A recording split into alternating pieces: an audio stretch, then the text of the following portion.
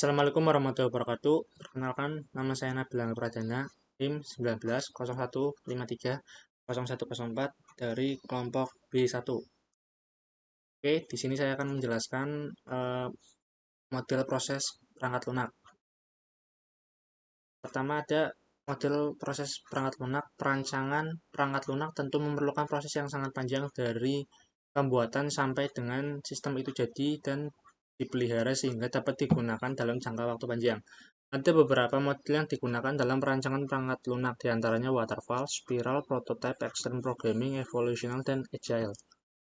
Jenis tool model perangkat lunak. Model area kerja workflow menunjukkan kegiatan pada proses bersama dengan input, output, dan ketergantungan, mempresentasikan pekerjaan manusia.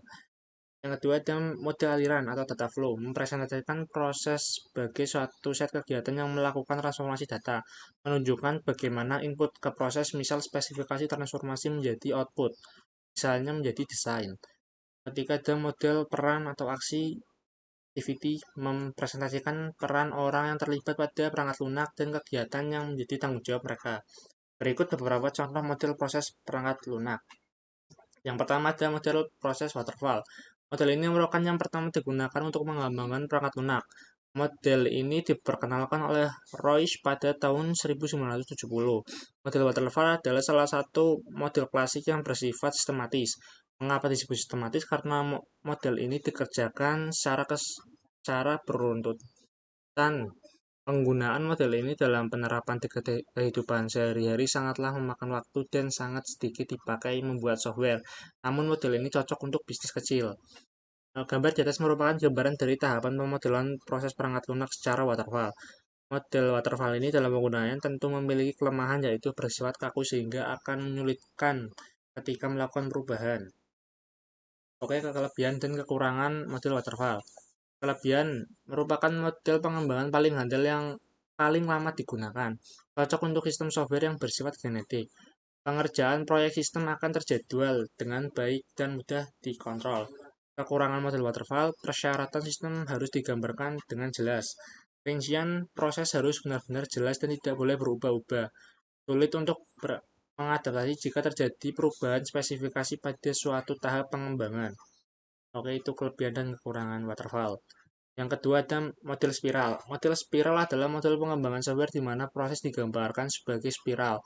Setiap loop mewakili satu fase dari proses pembuatan atau perancangan software. Loop paling dalam berfokus pada kelayakan dari sistem. Loop selanjutnya tentang definisi dari kebutuhan. Loop berikutnya berkaitan dengan desain sistem dan seterusnya seperti gambar berikut.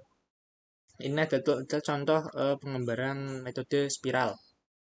Untuk kelebihan dan kekurangannya, kelebihan setiap tahapan pengerjaan dibuat prototyping sehingga kekurangan dan apa yang diharapkan oleh klien dapat dijelaskan dan juga dapat menjadi acuan untuk klien dalam mencari kekurangan kebutuhan. Lebih cocok untuk pengembangan sistem dan perangkat lunak skala besar. Dapat disesuaikan agar perangkat lunak bisa dipakai selama hidup perangkat lunak komputer.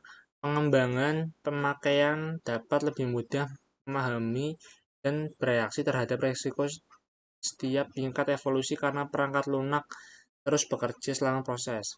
Untuk kekurangan model spiral, banyak konsumen klien tidak percaya bahwa pendekatan secara evolusioner dapat dikontrol oleh kedua pihak. Model spiral mempunyai risiko yang harus dipertimbangkan ulang oleh konsumen dan developer. Memerlukan tenaga ahli untuk memperkirakan risiko dan harus mengandalkannya supaya sukses. Belum terbukti apakah metode ini cukup efisien karena usianya yang relatif baru. Itu adalah kelebihan dan kekurangan spiral. Yang ketiga ada model evolusi.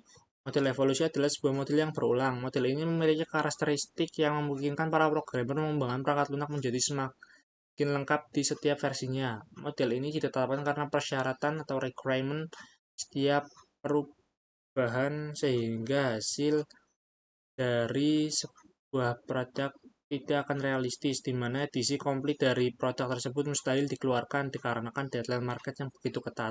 Oleh karena itu, lebih baik mengeluarkan versi limited untuk memperkenalkan terlebih dahulu dan programmer dapat membuat model dari sebuah desain untuk mengakomodasi produk yang secara bertahap akan selesai dari waktu ke waktu. Di bawah ini adalah contoh gambar model evolusi. Untuk kelebihan dan kekurangan model evolusi, kelebihan meningkatkan kemampuan memimpin dan mengatur suatu dengan pengembangan diri, menciptakan suasana sadar akan kualitas suatu produk. Fungsi inti dari quality control dalam perusahaan besar pada tingkat lokal karya meningkatkan kebersamaan untuk mencapai suatu hasil dan semangat kerja karyawan, meningkatkan kualitas dengan biaya efektif, membebaskan manajemen pekerjaan shop floor adalah lokasi terbaik untuk mengidentifikasi masalah.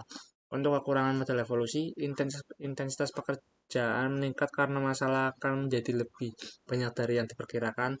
Manajemen perlu berkomitmen untuk sistem yang berkualitas. Jika sebuah solusi dari sebuah masalah tidak dapat ditentukan, maka itu bisa membuat frustasi para pekerja. Dapat memiliki efek negatif pada hubungan industrial. Dapat fokus pada masalah duniawi. Itu adalah kelebihan dan kekurangan dari model evolusi.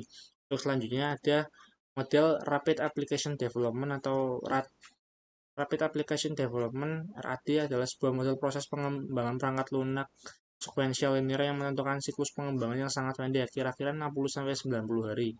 Model ini merupakan sebuah tetap adaptasi kecepatan tinggi dari model sequential linear di mana pengembangan cepat dicapai dengan menggunakan pendekatan konstruksi berbasis komponen. Di bawah ini adalah contoh penggambaran model Rapid Application Development.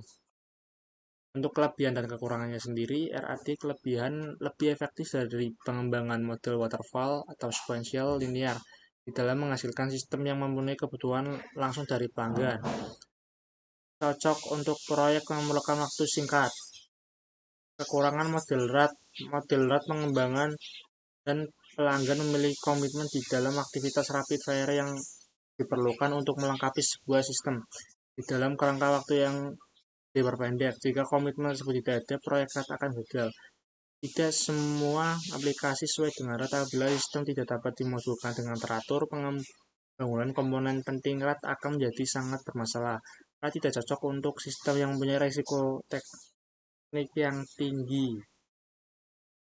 Oke, terima kasih dari saya. Sekian, mohon maaf bila ada kata-kata yang kurang berkenan atau yang lainnya. Wassalamualaikum warahmatullahi wabarakatuh.